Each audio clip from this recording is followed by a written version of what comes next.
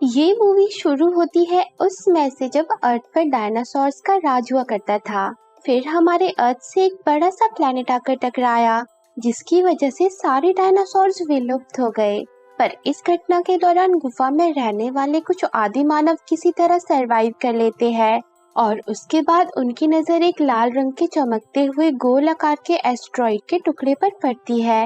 वो उसके नजदीक जाकर उसे हाथ में उठा लेते हैं, पर वो टुकड़ा बहुत गर्म होता है, जिसकी वजह से वो उसे एक दूसरे को पास करने लगते हैं और इसमें उन्हें बड़ा मजा आता है और वो खेल खेल में फुटबॉल गेम का आरंभ कर देते हैं। और अब सीन शिफ्ट होता है, जहाँ पर बहुत सालों के बाद के समय को दिखाया जाता है। यहाँ पर गुफा में रहने वाले आदि मानव अब लाखों सालों के बाद अपना ही एक अलग अस्तित्व बना लेते हैं और अब हमारे प्यारे डग्गू को दिखाया जाता है, जो कि उन्हीं आदि मानवों का वंशज था। डग्गू के साथ उसका पेट दोस्त बग्गू भी होता है और इन दोनों की जोड़ी बड़ी कमाल की होती है।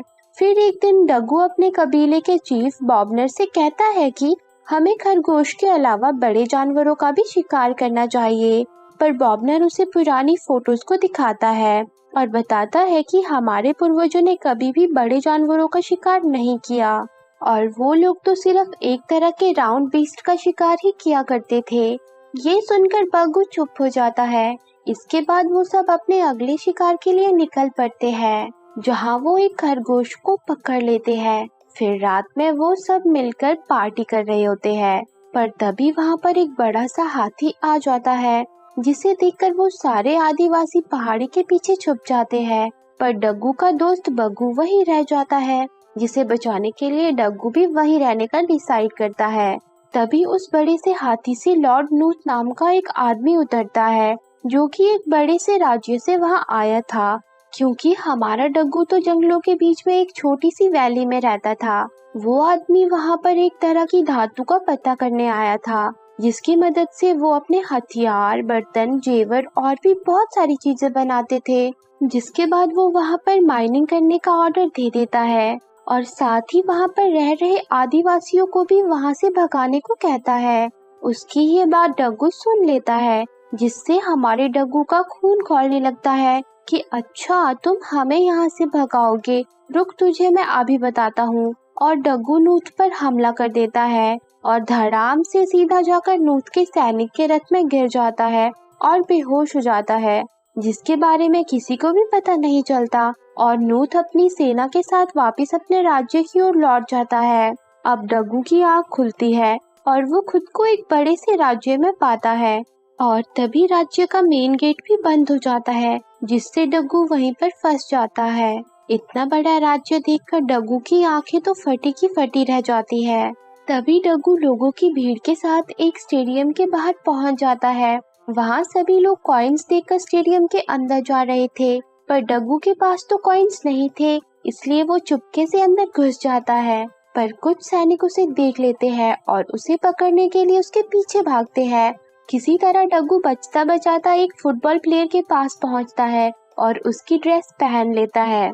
तभी अदर फुटबॉल प्लेयर वहां आकर उसे अपने साथ प्लेग्राउंड पर ले जाते हैं। वहां इतने सारे लोगों को देखकर डग्गू की तो सिट्टी पिट्टी गुल हो जाती है। वहीं नूथ सभी प्लेयर्स को मैच शुरू करने का आदेश देता है, पर डग्गू ने तो कभी भी फुटबॉल नहीं खेला था, पर फिर भी डग्गू खेलने की कोशिश करता है। और तभी धम से आकर फुटबॉल डग्गू के सर पर लग जाती है और डग्गू को दिन में ही तारे नजर आने लगते हैं। साथ ही उसे बॉबनर की दिखाई हुई पेंटिंग्स भी याद आती है और डग्गू उछलकर फुटबॉल को जोर से किक करता है। पर ये क्या, जोश में आकर डग्गू गलत गोले में गोल कर देता है और सब उसकी असलियत जान जाते हैं। लॉर्ड नूथ उस पर बहुत गुस्सा होता है, क्योंकि वो आदिवासियों से नफरत करता था। पर डग्गू उससे कहता है कि तुमने हमारा घर हमसे छीन लिया है। तब नूथ उससे कहता है कि तुम्हारे जैसों का कोई घर नहीं होता और अपने सेना को उसे मार डालने का आदेश देता है और गेम को फिर से शुरू करने को कहता है। पर तभी हमारा डग्गू एक हीरो की तरह नूथ को चैलेंज करता है कि मैं तुम्हारी फुटबॉल टीम को हरा सकता हूँ और अगर हम जीत गए तो तुम्हें हमारी वैली को हमें लौटाना पड़ेगा और अगर हम हारते हैं तो हम खुद ही आकर तुम्हारी माइन में काम करेंगे। वहीं नूत उसकी ये बात सुनकर उस पर जोर जोर से हंसता है और डग्गू को हल्के में लेकर चैलेंज एक्सेप्ट कर लेता है। वहीं दूसरी तरफ बाकी के आदिवासी डग्गू को खो देने की वजह से दुखी होते हैं, पर तभी हमारा डग्गू हाथ में फुटबॉल लेकर मटकता हुआ वहां आ जाता है। सभी लोग डग्गू को देखकर बहुत खुश होते हैं और उससे फुटबॉल के बारे में पूछते हैं, जिस पर डग्गू उन्हें सारी बात बताता है। डग्गू की बात सुनकर सब परेशान हो जाते हैं और उससे कहते हैं कि हमने तो कभी भी इसे नहीं खेला है, आखिर हम उन चैंपियंस को कैसे हरा पाएंगे। तब डग्गू उन्हें बताता है कि जो भी पुरानी पेंटिंग्स हमारी वैली में है वो सब हमारे पूर्वजों की फुटबॉल खेलने की ही पेंटिंग्स है, यानी कि वो लोग इस खेल को बहुत पहले से खेलते थे। और डग्गू के बहुत कहने पर सब फुटबॉल खेलने के लिए तैयार हो जाते हैं, जिसके बाद डग्गू उन सबको फुटबॉल गेम के रूल समझाता है, पर वो सब उल्टी पुल्टी हरकतें करने लगते हैं। वहीं दूसरी तरफ नूत पूरे कॉन्फिडेंस में होता है कि जीतेगी तो उसकी ही फुटबॉल टीम।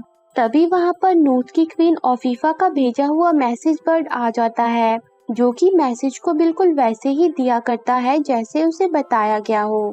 जिसके मैसेज से नूत को पता चल जाता है कि क्वीन ऑफीफा उससे बहुत नाराज है, क्योंकि वो नहीं चाहती थी कि उनकी टीम हारे और प्रजा में उनकी बदनामी हो। और वो नूत को उन सब आदिवासियों को कम समझने की गलती ना करने को भी कहती है, पर नूत कहाँ किसी की सुनता था। वो उनके इस मैसेज को इग्नोर कर देता है। वहीं डग्गू अपनी टीम को खेल सिखा रहा होता है, पर तभी वहां पर एक बड़ा सा डक आ जाता है और फुटबॉल को कुचल देता है, जिससे डग्गू उदास हो जाता है। पर डग्गू हार नहीं मानता और राज्य में जाकर फिर से फुटबॉल लाने का डिसाइड करता है। वहां पर उसे फुटबॉल ग्राउंड में डुगू मिलती है, जो कि फुटबॉल खेल रही होती है। वो डग्गू को देख लेती है। डुगू डग्गू से पूछती है कि तुम इतनी रात को यहाँ पर क्या कर रहे हो। डग्गू उसे बताता है कि उसे कुछ फुटबॉल चाहिए। तब डुगू उसे एक ऐसी जगह पर ले जाती है जहाँ पर बहुत सारे फुटबॉल थे। फिर वो उसे फुटबॉल दे देती है, पर तभी उन्हें कुछ सैनिक देख लेते हैं। वहाँ डुगू डग्गू की वहाँ से भागने में मदद करती है और उसके साथ उसकी वैली में आ जाती है।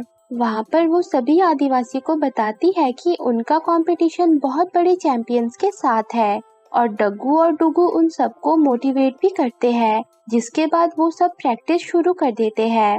वहीं नूत को पता चलता है कि वो सब आदिवासी बहुत सालों पहले से फुटबॉल गेम खेलते आ रहे हैं, और उसे ये भी पता चलता है कि वो सभी बहुत अच्छे से फुटबॉल की प्रैक्टिस कर रहे हैं।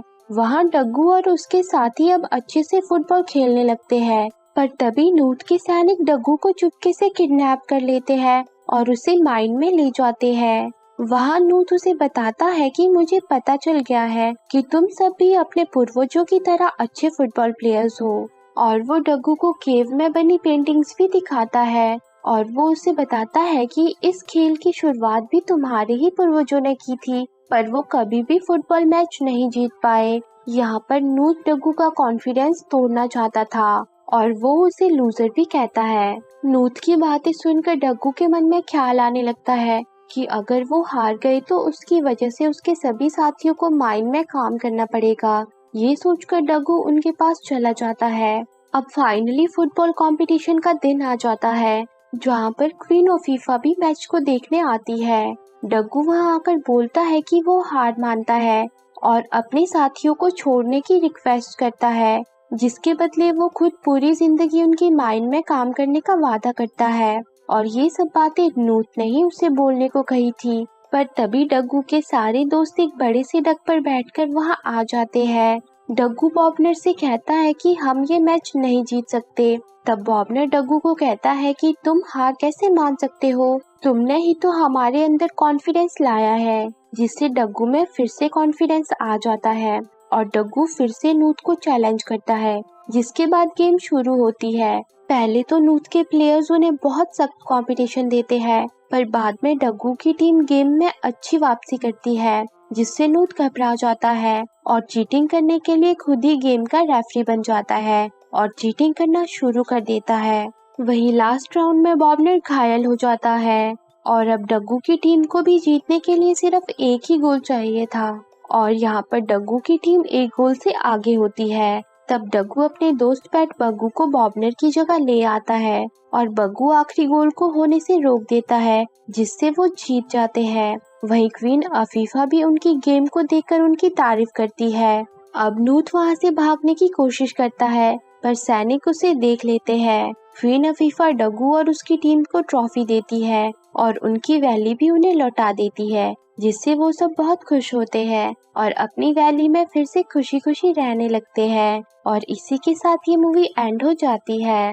तो दोस्तों, आपको ये मूवी कैसी लगी कमेंट करके जरूर बताना और रोज ऐसी ही प्यारी प्यारी मूवी देखने के लिए मेरे चैनल को जरूर सब्सक्राइब करना। जी हाँ, सही सुना, मैं आपके लिए रोज एक प्यारी मूवी को लेकर आऊंगी ताकि मेरे दोस्तों के साथ प्यार बना रहे। Thanks for watching.